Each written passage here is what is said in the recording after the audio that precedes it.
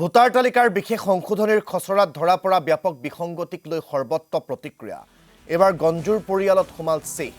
কলিয়াবৰৰ চিকনি বৰহুলাত সংঘটিত হৈছে এই ঘটনা। সনাতন গঞ্জু নামৰ লোকজনৰ পৰিয়ালত অন্তৰ্ভুক্ত হৈছে আহমেদ শ্বেখ নামৰ অচিনাকি লোক। 53 বছৰীয়া আহমেদ শ্বেখৰ নাম পৰিয়ালৰ সদস্যৰ তালিকাত দেখি হতভম্ব সনাতন গঞ্জু। এই সন্দৰ্ভত বিএলৰ সৈতে যোগাযোগ কৰিছে পৰিয়ালটোৱে। ৰাজ্যৰ বিভিন্ন স্থানত ব্যাপক বিসংগতিৰে খচৰা তালিকাত অচিনাকি নাম অন্তৰ্ভুক্ত হোৱাত তীব্ৰ অসন্তুষ্টিৰ সৃষ্টি হৈছে।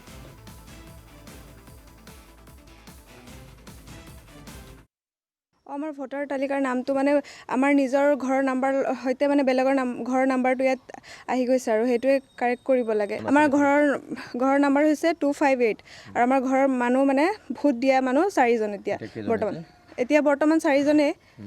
নতুন সেইখনত কেইজনৰ নাম আহিছে? এজনৰ নাম আহিছে, নামটো হৈছে কিবা আহমদ শ্বেখ বুলি। সেইজন তোমালোকে চিনি পোৱা নেকি? চিনি পোৱা মইতো চিনি নাপাওঁ, মা দেউতাহঁত চিনি পাব, কিন্তু মই জনাত চিনি নাপাওঁ। আৰু আমাৰ এই ঘৰৰ মানে কাষত তেনেকৈ মই চিনি নাপাওঁ, তেনেকুৱা নাই। ঘৰৰ ওচৰে পাজৰে হ'ব পাৰে ক'ৰবাত তেনেকৈ, কিন্তু মই চিনি নাপাওঁ। তেওঁ মানে এইবাৰ প্ৰথম আৰু আমি আগৰ পৰা তেনেকৈ 4জনে দি আছোঁ।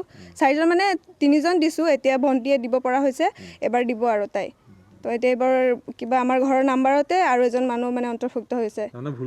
ভুলকৈ আহিছে আৰু সেইজন মানুহ নহ'বই কোনো, কাৰণ আমি হ'লোঁ হিন্দু মানুহ, তেওঁ এজন মুছলিম মানুহ।